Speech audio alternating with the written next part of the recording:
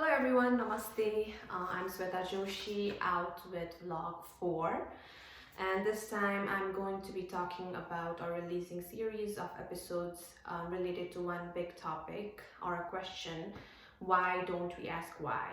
And you might be thinking, why this topic? And which you should. And the reason is that there are so many things that we follow blindly without knowing a reason or a valid reason. It can be during a festival, it can be during a cultural event, a religious event, or anything, any events in general, and that might not make sense to us, especially those that are gender biased or that shows discrimination against a certain caste or culture, religion, and we just follow them. And a few times when we do ask the question why, we get answers like, because everyone does it. And it's been going on forever. But that's not a valid reason. Just because we've been doing it forever and everyone does it doesn't mean we should still continue to do it. So which is why I encourage everyone to ask the question why, if things don't make sense to you. And for my first episode, I'm going to be talking about menstrual myths in Nepal. Because I've faced some of the problems, and I think this is a good topic to release, especially today, because it's International Women's Day. So happy International Women's Day, everyone. I'm going to start off with sharing my experience, obviously, as usual. Some of the problems that I've faced, some of the issues that I've seen in my culture, in my community, and then later on I'm going to share some of the bits and pieces from an article that I thought was very informative about Chopari. So about my experience, I think I was about 10, 11 years old. I don't remember exactly because I'm pretty bad with dates, but I remember that my sister, I have two older sisters, and one of them, she took me to a balcony or a deck area. We had like a small balcony outside our room. She took me there and she told me that so pretty soon, maybe in a month, maybe in a year, you might start bleeding. And just know that when that happens, it's completely normal, it's completely natural. All girls or women go through this. And just don't be scared, let me or mom know about it. And the reason she shared that with me, because no one shared it with her, and probably she was scared. I don't know, I don't remember the entire conversation we had, but I'm so glad she did, because I think after a couple of months, after we came back from our relative's house, we had a certain celebration. I was feeling weird, so I went to the bathroom and I checked and I saw that I was bleeding. And me being me, I showed my underwear to my mom, and my sister is saying like, hey, I'm bleeding, so this is it? And my mom's like, yup, you got your first periods. And after that, she explained certain rules to me, like you cannot enter the kitchen, you cannot go to the temple, you cannot touch certain things. I think you cannot touch plants, and you have to take shower on the fifth day. I don't know, I don't follow them anymore, so I don't remember all of them, but she explained all those rules to me, but only one of those rules hit me hard. I was like, what is this? I don't want to do it. And that was that I cannot sit on the same table when I'm on my periods. I cannot sit on the same table with my family to have dinner, lunch, whatever, right? I cannot eat with them.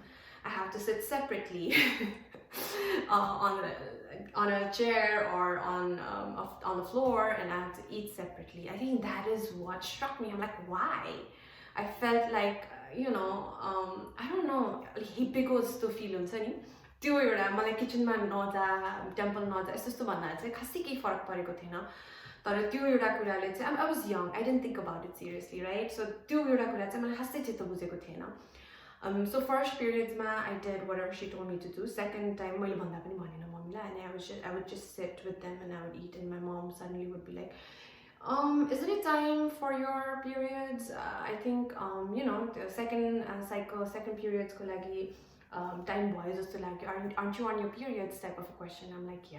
And she'll be like, why are you sitting on the same table and eating with us? Go sit separately or something like that. अनि जान्थे खान्थे होला. फेरि म बिस्तारै बिस्तारै हुन्छ नि अब मलाई गर्न मन थिएन, so I'd be like, I'm not gonna follow, because it didn't make sense to me. To me at that time, I'm bleeding, my body hurts, my back hurts, my stomach hurts, and I'm going through all these cramps, hormone changes, and why should I be the one sitting separate in a chair? My boy pani kino testo. So I stopped doing it bistari, and my sisters saw that, and they're like, if she's not doing it, why should we do it? So they stopped doing it, and my mom stopped fighting, because somewhere inside probably she knew it too, that this does not make sense, and it's okay.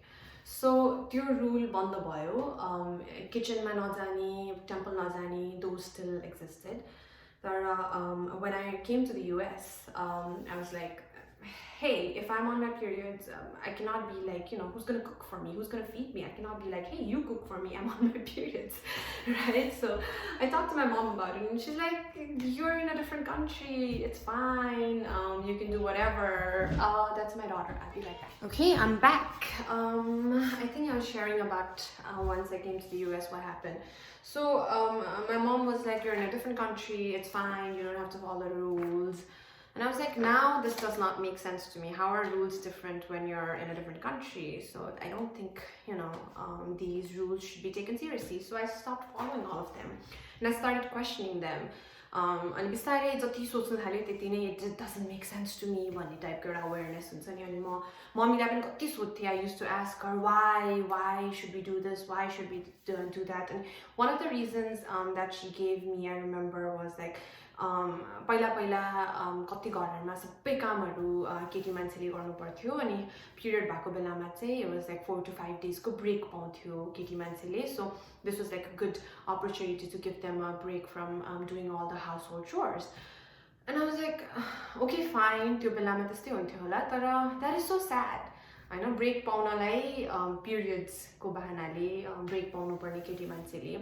So that's a whole different story, let's not get there. But that was one of the reasons she gave me, and all of a sudden I started realizing that none of these make sense. पुरानो टाइममा उनीहरूले आफ्नै त्यो समय अनुसार रुल्सहरू बनाएको, बिस्तारै as we started evolving, these rules don't make sense, and we need to change as the time changes as well. अनि अर्को experience चाहिँ केटा मान्छेहरूसँग पिरियड्सको बारे कुरा गर्दाखेरि लाज मान्नु पर्ने. You feel embarrassed. I still remember कसैलाई I'm on my periods भन्नलाई I used to feel a little shy, अलिकति लाज लागेको जस्तो हुन्छ नि, अलि embarrassed टाइपको फिल हुने. अब स्पेसली अब प्याड्सहरू चाहिँदाखेरि केटा मान्छे छ सप्समा भने if माग्नलाई पनि अलिकति अड मान्ने, अनि they used to wrap it in newspaper, कसैले नदेख्ने गरिकन पुरा लुकाएर sanitary प्याड्सहरू बेच्थ्यो. अनि कोही दाइहरूलाई कसैलाई अब if you cannot go buy it, दाइहरूलाई भनेर हुन्छ नि किन्न जाऊ भन्न नमिल्ने. केटाहरूले sanitary प्याड्स किन्न गयो भने हुन्छ नि they should be ashamed type of reactionहरू पाउने. अनि एक्चुअली स्कुलबाट घर आउँदाखेरि पहिला त्यो बेलाको sanitary प्याड्सहरू त्यति राम्रो पनि हुँदैन थियो हैन. अनि I think मेरो स्कर्टमा लागेको थियो के the entire time I was hiding it. I was so embarrassed, as if I did something terribly wrong type को feeling भएर घर आएको, I remember. So those were the kind of things that I remember. यो मेरो experience हो. Probably many Newari communities हरूमा चाहिँ similar experiences हरू छ होला, तर there are extreme cases that happens in rural Nepal area तिर चाहिँ अझ धेरै restrictionsहरू केटी मान्छेले follow गर्नुपर्छ, and this is nothing compared to that. So I read an article Harshita Rathore ले लेखेको. She interviewed Radha Paudel.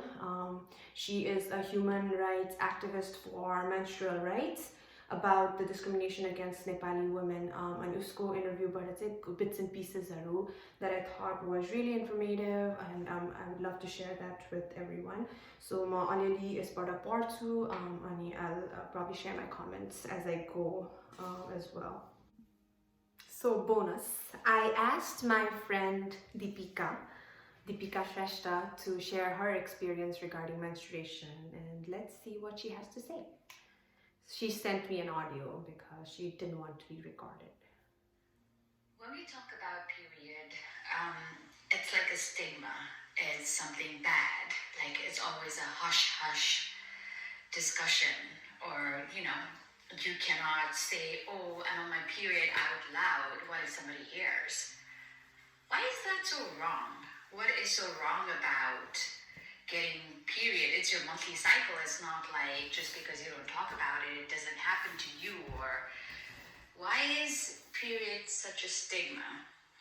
And growing up back home, there's so many rules and conditions, like when you're on your period, which is very surprising in a way that, the whole idea behind when you're on your period, like you're not supposed to touch anything, back in the days, early days, was basically giving the woman the time to rest. Just I said the same thing about it. Giving women time to rest. So that they don't have to work around the house. The main idea behind it was that women get proper rest while on their period. That was it. But I don't know what happened in between. The whole thing is like completely different now. Given that you cannot touch anything, like while you're eating, you have to be secluded from everyone. You cannot be in the same table, same area while other people are eating. Like, where did this all come from? So personally talking, like I went through the same situation, given that, my parents had the same mentality.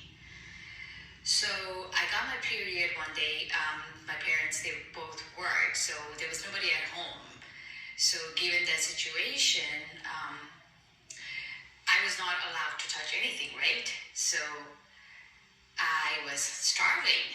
I didn't know what to eat because clearly I can't touch wherever I wanted in the kitchen area to grab food or make food, right? So I was so upset with the whole situation. And then my parents were, obviously they worked 9 to 5, so they didn't come home until like 5.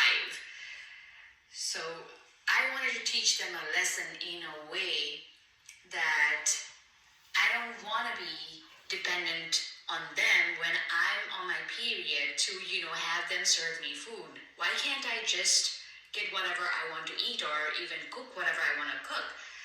So that day, I starved myself throughout the day. I didn't eat anything.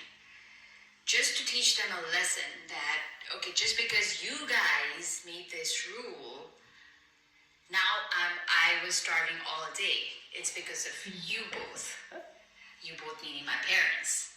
It's probably not her parents making the rule, but yeah, she is sort of a rebel, so I can see that coming from her. So it was kind of like a passive-aggressive move on my end, but I guess that was what was needed to do for that situation. So that's what I did. They came home, like I told them, so this is what happened. I did not touch anything because you guys have all these rules around the house. So I didn't get a chance to eat anything throughout the day. So what do you want me to do next time if same thing happens? I guess my mother felt bad that I starved myself all day, and then she said, okay, so, starting today, like, don't worry about not touching anything. If you're hungry, go make whatever you feel like making. Like, there is no restriction for you to touch anything around the kitchen area anymore. So I guess that kind of worked in my favor, and even my passive-aggressive move was what made them realize that, maybe that's not the right thing to do. So this is just like one of the example that out of the many that pretty much I guess everyone has to face. And even today, I think it's the same situation back home. A lot of people, have progressed a lot, but there are still a lot of people who still abide by these rules. I don't know where it came from, but it's sad to know that this is still happening given given the world that we currently live in with so many educated people around and everything. This is still exists. Okay, that was good. Actually, this is the first time she actually told me her story. I didn't know about she's starving herself, but I can see that happening. She's a rebel, and whenever it's something is against her or something doesn't make sense to her, I can see the kind of reaction that she gave. But again, coming back to the point, first of all, thank you, Kali, for sharing that story. But coming back to the point that she mentioned, that it still exists in so many parts of the world, it still exists in so many households in Nepal. Maybe it has changed a little bit, but especially in the rural parts, it's more extreme.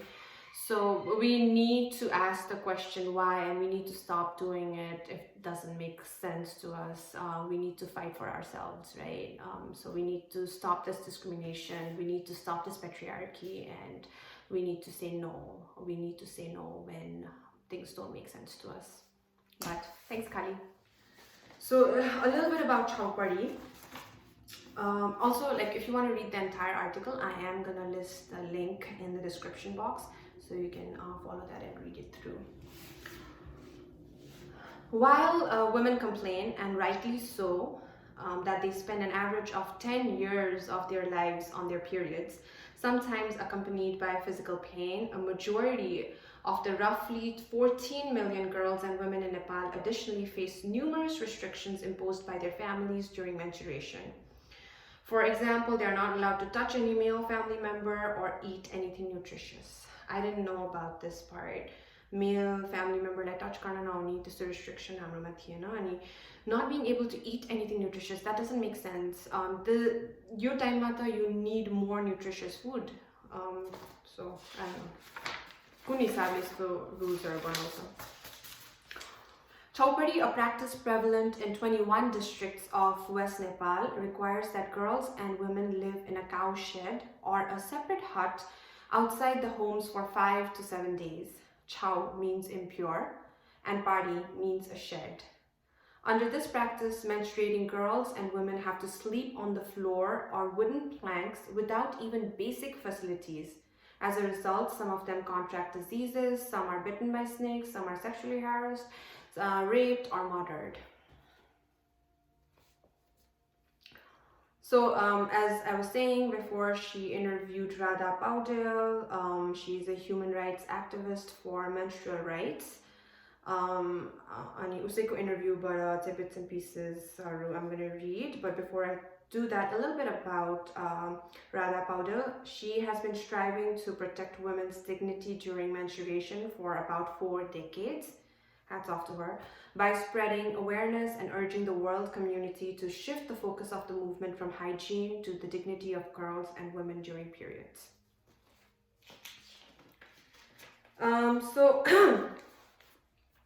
Menstruation in Nepal has many names. While the word Chowpadi is local name for menstruation in West Nepal, it is called Chui, Chowpratha, and so on in other parts of the country, all having negative connotations. Which reminds me, hamroमा चाहिँ नछुने भन्थ्यो, which literally means don't touch. You can't touch, untouchable. Yeah. Ani नेवारीमा चाहिँ ठिमजु भन्थ्यो, which is also the same thing. You can't touch. So, which is pretty sad. त्यो बेलामा खासै सोचेको थिएन यो बारे हैन, तर as you grow older, you realize. The practice and the restrictions remain similar no matter where a Nepali girl lives. Till date, I have identified more than 40 types of restrictions in the area of food, touch, mobility, and participation. 40. Probably there are more. For example, girls and women are not allowed to enter a kitchen, which I talked about, a temple, a school. School चाहिँ थिएन. I don't know why. I would have loved it if school जान हुँदैन यो 4-5 दिनलाई भनेको भए. तर school चाहिँ हाम्रोमा थिएन. Or go to any social gatherings because they are considered impure. And there's my daughter again. What's up, Chuno? Okay, sorry about that. Life of a mother. Due to misconception about religion, Hinduism, it is believed that God will curse a menstruating woman who uses river, water, or a public tap. or touches a priest, religious book, flowers, or cows, which are considered holy in Hinduism.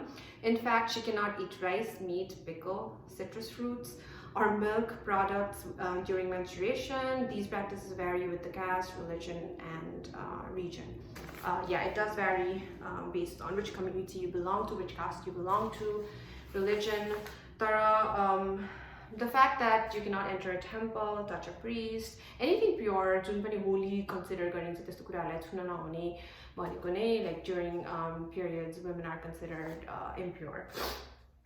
अनि and I have to be honest, अहिले पनि सोच्दाखेरि कहिलेकाहीँ temple या भगवान छुनु पर्दाखेरि period भएको बेलामा you think about it, मलाई के भयो भने, what, you know, because that's how you were, you grew up. That's पहिल्यैदेखि त्यही किसिमले हुर्केको त्यही कुराहरू हुन्छ नि. ओ पिरियड भएको बेलामा यस्तो गर्नु हुँदैन, टेम्पलमा गयो भने पाप लाग्छ यस्तो हुन्छ नि. त्यो it's so deeply rooted that it's hard to go against it. So म पनि मान्छु, म अहिलेसम्म पनि कहिलेकाहीँ सोच्न आउँछ, क्वेसन मार्क गर्न आउँछ, when you know it's wrong, त्यही पनि त्यस्तो कुराहरूमा चाहिँ question mark. So it's very deeply rooted than you think. The restrictions are practiced not just in Nepali or Hindu communities, but elsewhere and in other communities too. In Bangladesh, for example, women are not allowed to eat banana, pineapple, coconut, or pickle during menstruation. So this is very true. अरू धेरै कम्युनिटिजहरुमा पनि यस्तो किसिमको restrictionsहरु हुन्छ, अलिअलि different होला कति रुल्सहरु, तर there are so many other restrictions that happen in other part of the world.